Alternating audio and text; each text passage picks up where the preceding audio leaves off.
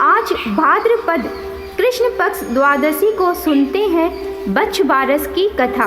एक नगर में एक राजा व रानी रहते थे।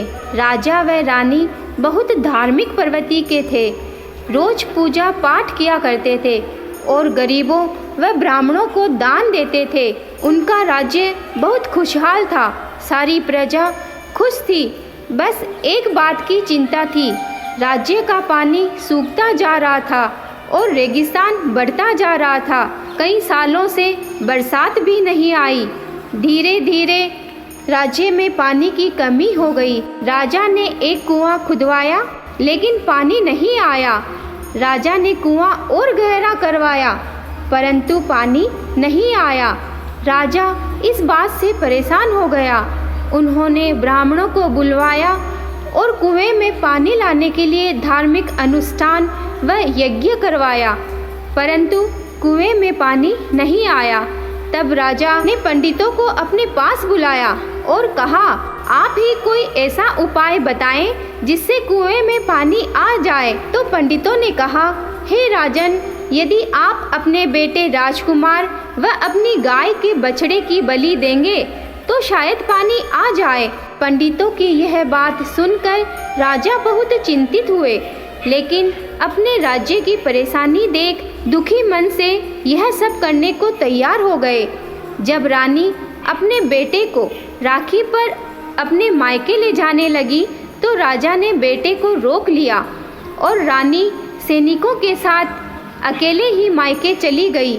रानी के जाते ही राजा अपने राजकुमार व अपनी गाय के बछड़े को कुएं के पास ले गए और राजकुमार को कुएं में ढकेलकर बेटे की बलि चढ़ा दी। वह गाय के बछड़े को काटकर कुएं के पास गाड़ दिया। ऐसा करते ही पंडितों की बात सच हुई। राज्य में भारी बरसात हुई जिससे कुएं में पानी आ गया और कुआं पानी से लबालब भर गया। यह देख राजा खुश हुआ कि अब अपने राज्य में पानी की कोई कमी नहीं रही, परंतु बेटे के बलिदान से दुखी भी बहुत था। राज्य की खुशहाली के लिए राजा ने ऐसा दुख भी हंसते हंसते सह लिया। कुछ दिनों बाद जब रानी के वापस राज्य में आने का समय हुआ तो राजा चिंतित हो गया कि अब मैं रानी को क्या जवाब दूंगा। इस चिंता में राजा ने रानी को लाने के लिए किसी सेवक को नहीं भेजा। राजा रानी को अपने पुत्र व बछड़े के बारे में क्या कहेगा, यह चिंता राजा को खाए जा रही थी और राजा दुर्बल व बीमार हो गया। बहुत दिनों बाद भी जब रानी को कोई लेने नहीं आया तो रानी अकेले ही राज्य आ गई और रानी अपने राज्य में एक पानी से भरे हुए कुएं को देखकर बहुत खुश हुई। इस दिन भाद्रपद कृष्ण पक्ष द्वादशी थी। रानी जब कुएं के पास बैठी थी तब वहाँ एक गाय और उसका बछड़ा चारा चरते चरते रानी के पास आ गए। रानी ने सोचा, आज मैं यही नहा धोकर गाय व बछड़े की पूजा कर महल जाऊंगी और अपना व्रत खोलूंगी।